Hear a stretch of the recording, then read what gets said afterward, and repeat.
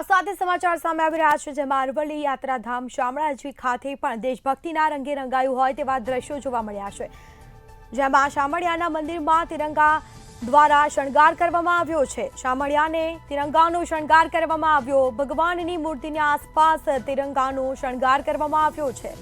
ભક્તોએ ભગવાનના દર્શન સાથે દેશભક્તિની અનુભૂતિ કરી છે। તો શામળિયાના મંદિરમાં તિરંગા દ્વારા શણગાર કરવામાં આવ્યો। અરવલ્લી યાત્રાધામ શામળાજી દેશભક્તિના રંગે રંગાયું હોય તેવા દ્રશ્યો સામે આવ્યા છે, જેમાં શામળિયાના મંદિરમાં તિરંગા દ્વારા શણગાર કરવામાં આવ્યો છે। ભગવાનની મૂર્તિની આસપાસ છે તિરંગાનો શણગાર કરવામાં આવ્યો છે। આ સીધા દ્રશ્યો અમે આપને બતાવી રહ્યા છે। ભક્તો ભગવાનના દર્શન માટે આવે છે અને દેશભક્તિની અનુભૂતિ કરી રહ્યા છે। તો આ સાથે જ શામળાજી ખાતે પણ ઉજવણી કરવામાં આવી છે। ભક્તો દર્શનાર્થે આવી રહ્યા છે। તિરંગા દ્વારા શણગાર કરવામાં આવ્યો છે।